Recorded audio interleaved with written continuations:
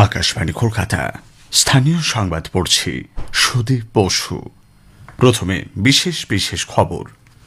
চূড়ান্ত ভোটার তালিকায় মৃত, স্থানান্তরিত বা ডুপ্লিকেট ভোটার যাতে না থাকে তা নিশ্চিত করতে একাধিক প্রযুক্তি ব্যবহার করছে নির্বাচন কমিশন। 11ই ডিসেম্বর ইনুমারেশন প্রক্রিয়া শেষ হওয়ার আগেই প্রতিটি বুথে বিএলওদের সঙ্গে বিএলএ 2দের বৈঠক সেরে ফেলার নির্দেশ। বিজেপি মুর্শিদাবাদের বেলডাঙ্গায় বাবরের নামে মসজিদ নির্মাণের তীব্র বিরোধিতা করে পশ্চিমবঙ্গের মুখ্যমন্ত্রীর বিরুদ্ধে তোষণের রাজনীতির অভিযোগ তুলেছে। রাজ্যপাল সিভি আনন্দ বোস যে কোনো মূল্যে রাজ্যের শান্তি শৃঙ্খলা রক্ষার প্রয়োজনীয়তার উপর জোর দিয়েছেন। কলকাতার ব্রিগেড প্যারেড গ্রাউন্ডে আজ 5 লক্ষ কণ্ঠে গীতা পাঠের প্রস্তুতি সম্পূর্ণ। সুপার কাপ ফুটবলের ফাইনালে ইস্টবেঙ্গল আজ এফসি গোয়ার মুখোমুখি হবে। আসছি বিস্তারিত সংবাদে। চূড়ান্ত ভোটার তালিকায় মৃত, স্থানান্তরিত বা ডুপ্লিকেট ভোটার যাতে না থাকে তা নিশ্চিত করতে একাধিক প্রযুক্তি ব্যবহার করছে নির্বাচন কমিশন। আধার তথ্য ভাণ্ডার, জন্ম মৃত্যুর তথ্য, জনসংখ্যাগত দিক থেকে সমজাতীয় তথ্য বা ডেমোগ্রাফিক্যালি সিমিলার এন্ট্রি ও ছবির মিল চিনে বের করার সফটওয়্যারের সাহায্যে ভোটারদের তথ্য মিলিয়ে দেখা হচ্ছে। রাজ্যের অতিরিক্ত মুখ্য নির্বাচনী আধিকারিক অরিন্দম নিয়োগী আকাশবাণীকে জানিয়েছেন, কমিশনের নির্দেশ মতো বর্তমানে ইনুমারেশন সংক্রান্ত তথ্য পুনরায় খতিয়ে দেখা হচ্ছে, তাই বহুমুখী তথ্য ভাণ্ডার মিলিয়ে দেখা প্রয়োজনীয়। পুরো কাজ নির্ধারিত সময়ের মধ্যে শেষ হবে বলেও জানান তিনি। অরিন্দমবাবু আরও জানিয়েছেন যে 7,66,00,000 ভোটারকে ইনুমারেশন ফর্ম দেওয়া হয়েছিল, যার মধ্যে 7,61,00,000 ফর্ম ইতিমধ্যেই প্রক্রিয়াকরণ সম্পূর্ণ হয়েছে।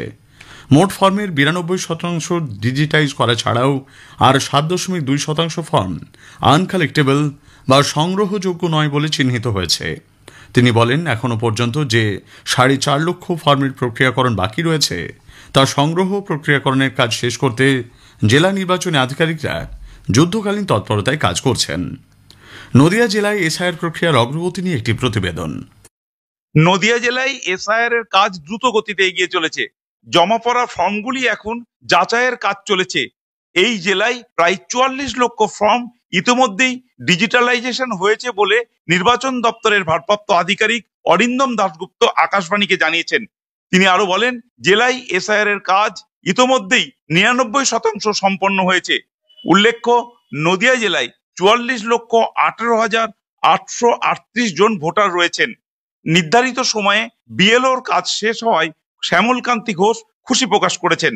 তিনি আকাশবাণীকে জানিয়েছেন, প্রথমে সত্যি একটু সংশয় হয়েছিল, কাজটা সঠিকভাবে করতে পারবো তো। আমি শিক্ষকতার সঙ্গে যুক্ত, নির্দিষ্ট সময়ের মধ্যেই কাজটা শেষ করতে পেরেছি। এসআইআর এর ভবিষ্যতেও আমি এইভাবে দেশের জন্য যে কোনো দায়িত্বভার নিতে চাই। অনুপম মদক, আকাশবাণী সংবাদ, নদিয়া। ভোটার তালিকায় যোগ্য ভোটারদের নাম থাকা সুনিশ্চিত করার লক্ষ্যে প্রতিটি বুথে বিএলওদের সঙ্গে বিএলএ 2দের বৈঠক সেরে ফেলার জন্য রাজ্যের মুখ্য নির্বাচনী আধিকারিক নির্দেশ দিয়েছেন। 11ই ডিসেম্বর ইনুমারেশন পিরিয়ড শেষ হওয়ার আগেই এই বৈঠক করতে হবে। গতকাল রাজ্যের মুখ্য নির্বাচনী আধিকারিক মনোজ কুমার আগরওয়াল ভিডিও কনফারেন্সের মাধ্যমে জেলা নির্বাচনী আধিকারিকদের এই সংক্রান্ত নির্দেশ দিয়েছেন। পাশাপাশি প্রতিটি বুথে 1200 ভোটদাতা রাখার প্রেক্ষিতে ভোট কেন্দ্রগুলি র্যান্ডমাইজেশন অবিলম্বে চূড়ান্ত করতে বলা হয়েছে। বহুতল ভবন, হাউজিং কমপ্লেক্স, কলোনি ও সোসাইটিগুলির মধ্যে থেকে নতুন ভোট গ্রহণ কেন্দ্র খোলার প্রস্তাব জমা দিতেও বলা হয়েছে। উল্লেখ্য, গত শুক্রবার মুখ্য নির্বাচন কমিশনার জ্ঞানেশ কুমার এসআইআর কর্মসূচি নিয়ে 12টি রাজ্য ও কেন্দ্রশাসিত অঞ্চলের মুখ্য নির্বাচনী আধিকারিকদের সঙ্গে বৈঠকে যে নির্দেশ দিয়েছেন তার প্রেক্ষিতেই গতকালের বৈঠক বলে জানিয়েছে কমিশন। এসআইআর প্রক্রিয়ায় শৃঙ্খলাভঙ্গ ও দুর্নীতির অভিযোগে দক্ষিণ 24 পরগনার বারুইপুর পূর্ব বিধানসভা কেন্দ্রের একাধিক আধিকারিকের বিরুদ্ধে কড়া ব্যবস্থা নিতে চলেছে কমিশন। এসআইআর এর প্রথম পর্যায়ে ওই এলাকার কয়েকজন আধিকারিক সরাসরি নির্দেশ অমান্য করে দায়িত্ব বহির্ভূত, নিয়ম বহির্ভূত কাজে জড়িয়ে পড়েছিলেন বলে অভিযোগ। রাজ্যের মুখ্য নির্বাচনী আধিকারিক মনোজ কুমার আগরওয়াল এবং স্পেশাল রোল অবজারভার সুব্রত গুপ্তের কাছেও অভিযোগগুলি পৌঁছয়। সে কারণে রিপোর্ট খতিয়ে দেখে পদক্ষেপ নিতে শুরু করেছে কমিশন। এসআইআর প্রক্রিয়া নিয়ে নানা অভিযোগের মধ্যেই নির্বাচন কমিশনের 3 সদস্যের একটি দল গতকাল দক্ষিণ 24 পরগনার ক্যানিংয়ের মাতলা 2 নম্বর গ্রাম পঞ্চায়েতের থুমকাঠি গ্রামে গিয়ে মানুষজনের সঙ্গে কথা বলেন। কমিশনের আধিকারিক সৌম্যজিৎ ঘোষ, বিভোর আগরওয়াল ও বিধানচন্দ্র পাত্র ক্যানিংয়ের মহকুমা শাসক, বিডিও ও সরকারি আধিকারিকদের সঙ্গেও বৈঠক করেছেন। বিজেপি মুর্শিদাবাদের বেলডাঙ্গায় বাবরের নামে মসজিদ নির্মাণে তীব্র বিরোধিতা করেছে। সূর্য দিবস উপলক্ষে কলকাতার সিমলা স্ট্রিটে স্বামী বিবেকানন্দের বাড়ি থেকে শ্যামবাজার পর্যন্ত এক পদযাত্রায় অংশ নিয়ে বিরোধী দলনেতা শুভেন্দু অধিকারী বলেন, মসজিদ নির্মাণে দলের কোনো আপত্তি না থাকলেও বাবরের নামে মসজিদ নির্মাণে তারা বিরোধী। শ্রী অধিকারী অভিযোগ করেন, মুখ্যমন্ত্রী পুলিশ মোতায়েন রেখে পরোক্ষভাবে এই কাজে সহায়তা করেছেন। রাজ্যের শাসক দল বাংলায় সংখ্যালঘু তোষণ করে বলে তিনি অভিযোগ করেছেন। এদিকে মন্দির মসজিদ নিয়ে রাজনীতি করে পশ্চিমবঙ্গের নানা জ্বলন্ত সমস্যা থেকে তৃণমূল কংগ্রেস মানুষকে দূরে সরিয়ে রাখতে চাইছে বলে রাজ্য বিজেপির সভাপতি সাংসদ শ্রমিক ভট্টাচার্য মন্তব্য করেছেন। মন্দির মসজিদের লড়াই করে বাবরি মসজিদ তৈরি করে দিয়ে পশ্চিমবঙ্গের জ্বলন্ত সমস্যার থেকে, জনরোষ থেকে তৃণমূল কংগ্রেস মুক্তি পাবে না। আর পশ্চিমবঙ্গের বৃহত্তর জনসমাজও চুপ করে বসে থাকবে না। এখানে বাবরের সরকার চলছে, মৌলবাদীদের সরকার চলছে, ধর্মান্ধদের সরকার চলছে, হিন্দু বিরোধীদের সরকার চলছে, রোহিঙ্গা বাংলাদেশি অনুপ্রবেশকারীদের সরকার চলছে, তাদের সমর্থন চলছে। মানুষ সংঘবদ্ধভাবে তার প্রতিবাদ করতে হবে। পশ্চিমবঙ্গের মুখ্যমন্ত্রী মমতা ব্যানার্জি আগুন নিয়ে খেলছেন বলে বিজেপি অভিযোগ করেছে। সাসপেন্ড হওয়া বিধায়ক হুমায়ুন কবিরকে দিয়ে তিনি রাজনৈতিক স্বার্থে মুসলমানদের আবেগকে কাজে লাগিয়ে মেরুকরণের রাজনীতি করছেন বলেও বিজেপির এ রাজ্যের ভারপ্রাপ্ত পর্যবেক্ষক অমিত মালভিয়া মন্তব্য করেছেন। গতকাল সামাজিক মাধ্যমে এক পোস্টে মালভিয়া বলেন, যে জায়গায় মসজিদ নির্মাণের ঘোষণা করা হয়েছে সেটি অত্যন্ত স্পর্শকাতর। রাজ্যপাল ডক্টর সিভি আনন্দ বোস যে কোনো মূল্যে রাজ্যে শান্তি শৃঙ্খলা রক্ষার প্রয়োজনীয়তার উপর জোর দিয়েছেন। মুর্শিদাবাদের বাবরি মসজিদের শিলান্যাস প্রসঙ্গে এক বার্তায় রাজ্যপাল বলেন, প্রয়োজনীয় ব্যবস্থা নেওয়া রাজ্য সরকারের কর্তব্য। যে কোনো পরিস্থিতিতেই কাউকে আইন নিজের হাতে তুলে নিতে দেওয়া হবে না বলেও জানিয়েছেন তিনি। রাজ্যে বিভাজনের বিপজ্জনক রাজনীতি চলছে বলে অভিযোগ তুলে বামপন্থী দলগুলি গতকাল কলকাতায় পার্ক সার্কাস থেকে রাজাবাজার পর্যন্ত মিছিল করেছে।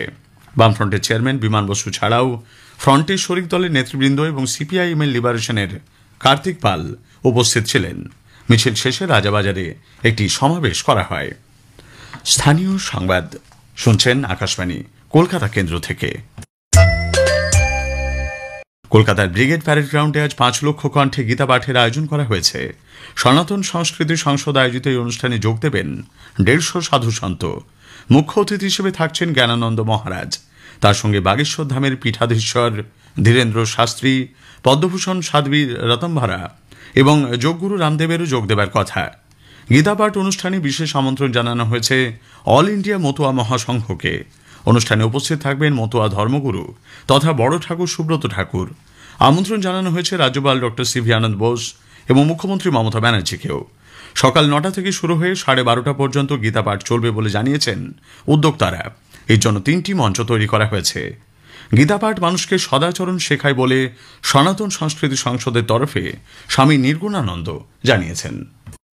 আজকের দিনে মানুষের যে ধরনের সামাজিক অবস্থা, বিশেষ করে তারা যেরকম একা হয়ে যাচ্ছে, সেক্ষেত্রে গীতা আমাদের কাছে একটা সঞ্জীবনী বটির মতন, যেখানে তার দ্বারা তারা সমস্ত কিছু উত্তর পেয়ে যাবে। আমাদের জীবনের একটাই লক্ষ্য, সেটা হচ্ছে আনন্দ প্রাপ্তি। সে আনন্দ প্রাপ্তি আমরা কখনো খেয়ে, কখনো ঘুরে, কখনো প্রচুর ভোগ বিলাস করে পাবার চেষ্টা করি, কিন্তু যতবার করি ততবার কোনো না কোনো কারণে সেখান থেকে দুঃখ এসেই যায়। সেই দুঃখের আত্যন্তিক নিবৃত্তি আর পরমানন্দ প্রাপ্তি, এই হচ্ছে গীতার মূল কথা। কলকাতার সায়েন্স সিটিতে 24তম India International Mega Trade Fair আয়োজন করা হয়েছে। ক্ষুদ্র, ছোট, মাঝারি ও বস্ত্র দপ্তরের বিশেষ সচিব দেবাশিস বন্দ্যোপাধ্যায় জানিয়েছেন, উৎপাদন এবং বাজারজাত করার ক্ষেত্র ছাড়াও রাজ্য সরকার ক্ষুদ্র শিল্পীদের সামাজিক সুরক্ষাতে বিভিন্ন উদ্যোগ নিয়েছে। অনুষ্ঠানে উপস্থিত ছিলেন Bengal chamber of commerce and ইন্ডাস্ট্রির সভাপতি অভিজিৎ রায়, এক্সপোর্ট প্রমোশন কাউন্সিলের আহ্বায়ক ওপি প্রহ্লাদকর প্রমুখ। রাজ্যের প্রায় সব জেলাতেই সর্বনিম্ন তাপমাত্রা স্বাভাবিকের নিচে রয়েছে। কলকাতায় অবশ্য গতকালের থেকে আজ সর্বনিম্ন তাপমাত্রা কিছুটা বেড়েছে। আলিপুরে আজ সকালে সর্বনিম্ন তাপমাত্রা রেকর্ড করা হয় 15.2 ডিগ্রি সেলসিয়াস, যা স্বাভাবিকের চেয়ে 1.4 ডিগ্রি কম। উত্তরবঙ্গের জেলাগুলিতেও তাপমাত্রার পারদ নিম্নমুখী। গোয়ার ফাতুর্দা স্টেডিয়ামে সুপার কাপ ফুটবলের ফাইনালে আজ ইস্টবেঙ্গল এফসি গোয়ার মুখোমুখি হবে। খেলা শুরু হবে সন্ধ্যে 7:30টায়। 2024-এর চ্যাম্পিয়ন ইস্টবেঙ্গল এই নিয়ে তৃতীয়বার সুপার কাপের ফাইনালে উঠেছে। শেষ করার আগে স্থানীয় সংবাদের বিশেষ কিছু অংশ আরও একবার। চূড়ান্ত ভোটার তালিকায় মৃত, স্থানান্তরিত বা ডুপ্লিকেট ভোটার যাতে না থাকে তা নিশ্চিত করতে একাধিক প্রযুক্তি ব্যবহার করছে নির্বাচন কমিশন। রাজ্যপাল ডক্টর সিভি আনন্দ বোস যে কোনো মূল্যে রাজ্যের শান্তি শৃঙ্খলা রক্ষার প্রয়োজনীয়তার উপর জোর দিয়েছেন। কলকাতার ব্রিগেড প্যারেড গ্রাউন্ডে আজ 5 লক্ষ কণ্ঠে গীতা পাঠের প্রস্তুতি সম্পূর্ণ। স্থানীয় সংবাদ শেষ হলো। আকাশবাণী খবর পড়ছি শুভব্রত মুখোপাধ্যায়। বিশেষ খবর। উত্তর গোয়ায় একটি নাইট ক্লাবে গতকাল গভীর রাতে ভয়াবহ অগ্নিকাণ্ডে 23 জনের মৃত্যু। বিমান বিভ্রাটের কারণে যাত্রী পরিষেবা ব্যাহত হওয়ায় ডিজিসিএ ইন্ডিগো কর্তৃপক্ষের মুখ্য কার্যনির্বাহী আধিকারিককে শোকজ করেছে। উদ্ভূত পরিস্থিতিতে ভারতীয় রেল 3 দিনে 89টি বিশেষ ট্রেন পরিষেবা ঘোষণা করেছে। প্রধানমন্ত্রী নরেন্দ্র মোদী বলেছেন, ভারত বর্তমানে দ্রুত উন্নয়ন নিশ্চিত করতে এবং মুদ্রাস্ফীতির হার কম রাখার ক্ষেত্রে গোটা বিশ্বের কাছে দৃষ্টান্ত হয়ে উঠেছে। ভারত রাষ্ট্রসংঘের সাধারণ পরিষদে প্যালেস্তাইনে ত্রাণ পাঠানো সংক্রান্ত প্রস্তাবের পক্ষে ভোট দিয়েছে। কাতারের দোহায় ISSF শুটিং বিশ্বকাপের ফাইনালে ভারতের সুরুচি সিং মহিলাদের 10 মিটার এয়ার রাইফেলস ইভেন্টে সোনা জিতেছেন। আসছে বিস্তারিত খবরে। উত্তর গোয়ার আরপোরার একটি নাইট ক্লাবে গতকাল গভীর রাতে অগ্নিকাণ্ডের ঘটনায় কমপক্ষে 23 জন নিহত হয়েছেন। মুখ্যমন্ত্রী প্রমোদ সাওয়ন্ত দ্রুত ঘটনাস্থলে পৌঁছন। মৃতদের অধিকাংশই ওই ক্লাবের রান্নাঘরের কর্মী এবং বাকি 3-4 জন পর্যটক বলে শ্রী সাওয়ন্ত জানিয়েছেন।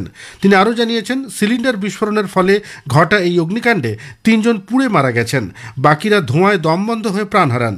রাজ্য পুলিশের মহানির্দেশক অলোক কুমার জানান, পুলিশ, দমকল এবং অ্যাম্বুলেন্সের দল দ্রুত ঘটনাস্থলে পৌঁছয়। আগুন এখন নিয়ন্ত্রণে বলে তিনি জানিয়েছেন। পুলিশ এই ঘটনার তদন্ত করছে বলেও তিনি উল্লেখ করেছেন। অসামরিক বিমান চলাচল কর্তৃপক্ষ ডিজিসিএ অসংখ্য বিমান বাতিল এবং যাত্রী পরিষেবা ব্যাহত হওয়ার কারণে ইন্ডিগো সংস্থার মুখ্য কার্যনির্বাহী আধিকারিক পিটার এলবার্সকে কারণ দর্শানোর নোটিশ দিয়েছে। নোটিশে বলা হয়েছে, বিমান সংস্থাটির অভ্যন্তরীণ বিভ্রাটের কারণে ফ্লাইট ডিউটি টাইম লিমিট বা FDTL মারাত্মকভাবে ক্ষতিগ্রস্ত হয়। পরিকল্পনাবিহীন কাজকর্মের জন্য ডিজিসিএ সংস্থাটির কড়া সমালোচনা করেছে। গতকাল অসামরিক বিমান চলাচল মন্ত্রী কে রামমোহন নাইডু ও মন্ত্রকের শীর্ষ আধিকারিকরা এলবার্স ও ওই সংস্থার অন্যান্য আধিকারিকদের সঙ্গে বৈঠক করেন। তাদের স্পষ্ট জানিয়ে দেওয়া হয়, কোনো রকম ভাড়া বৃদ্ধি করা যাবে না। গতকাল নিয়ে ইন্ডিগো বিমান বিভ্রাট 5ম দিনে পৌঁছল। গতকালও এই সংস্থাটি 800 উড়ান বাতিল করে। গতকাল থেকে শুরু করে 3 দিনে দেশের বিভিন্ন প্রান্তে 89টি বিশেষ ট্রেন পরিষেবা ঘোষণা করেছে রেলওয়ে।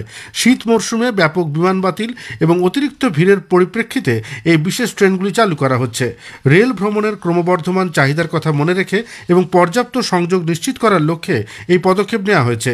মধ্য রেলওয়েতে পুনে থেকে বেঙ্গালুরু, পুনে থেকে দিল্লি এবং মুম্বাই থেকে দিল্লি সহ বিভিন্ন রুটে 14টি বিশেষ ট্রেন পরিষেবা দেওয়া হবে। পশ্চিম রেলওয়েতে ভিওয়ানি থেকে মুম্বাই এবং মুম্বাই থেকে সাকুর বস্তি সহ বেশ কয়েকটি রুটে 7টি বিশেষ ট্রেন চলবে। একইভাবে দক্ষিণ মধ্য রেলওয়ে চেরলাপল্লী থেকে শালিমার, সেকেন্দ্রাবাদ থেকে চেন্নাই এগমোর এবং হায়দ্রাবাদ থেকে মুম্বাই এই 3টি বিশেষ ট্রেন চালাবে।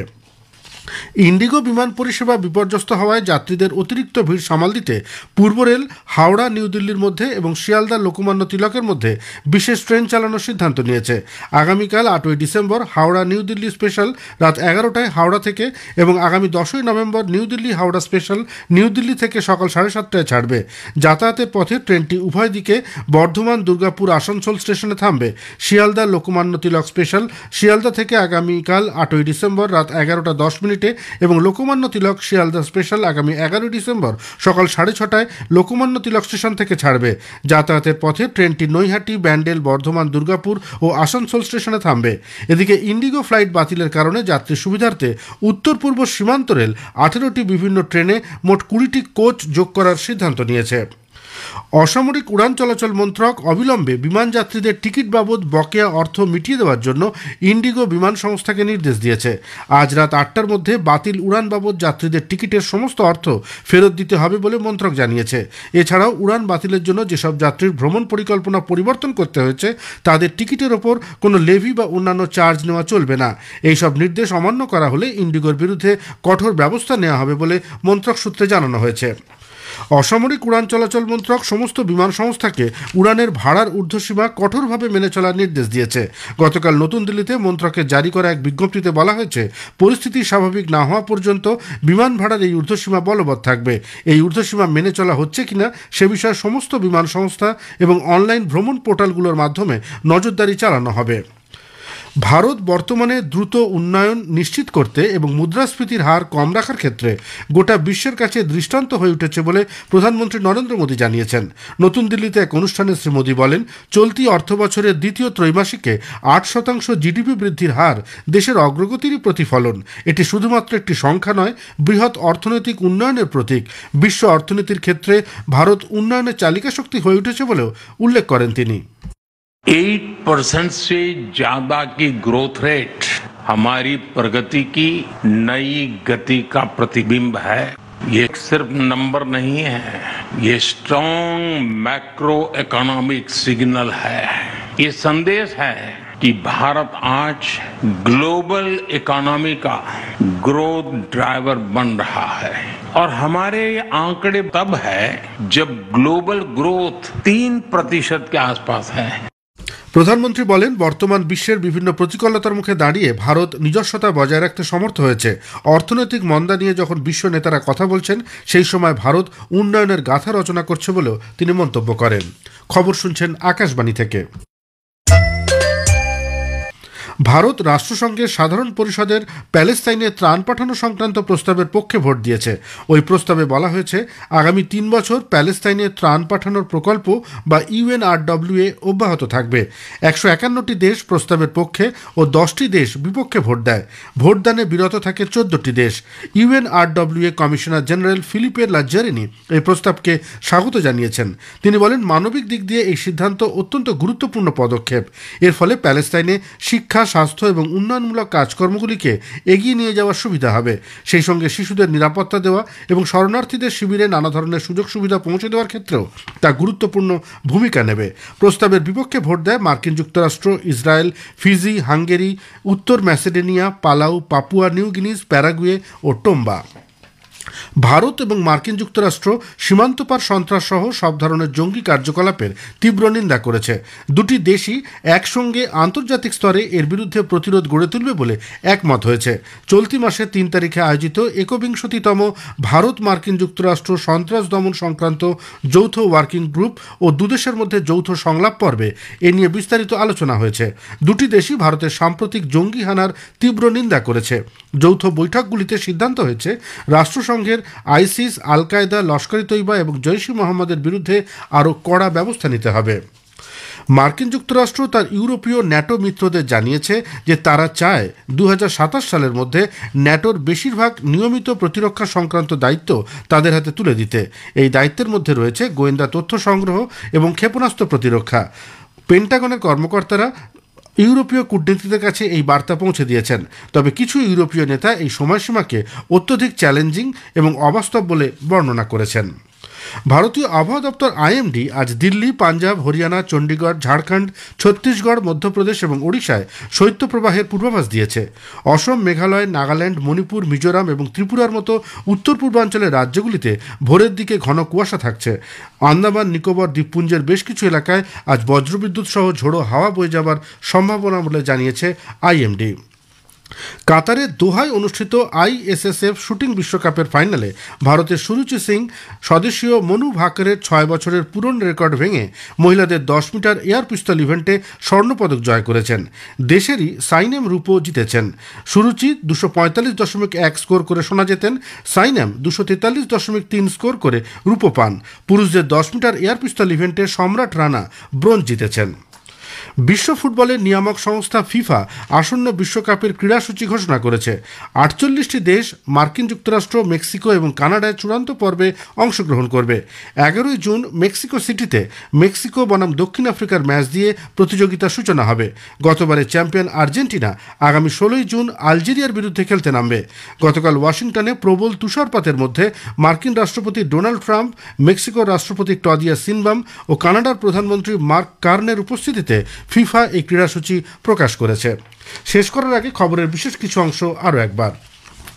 উত্তর গোয়ায় একটি নাইট ক্লাবে গতকাল গভীর রাতে ভয়াবহ অগ্নিকাণ্ডে 23 জনের মৃত্যু। বিমান বিভ্রাটের কারণে যাত্রী পরিষেবা ব্যাহত হওয়ায় ডিজিসিএ ইন্ডিগো কর্তৃপক্ষের মুখ্য কার্যনির্বাহী আধিকারিককে শোকজ করেছে। উদ্ভূত পরিস্থিতিতে ভারতীয় রেল 3 দিনে 89টি বিশেষ ট্রেন পরিষেবা ঘোষণা করেছে।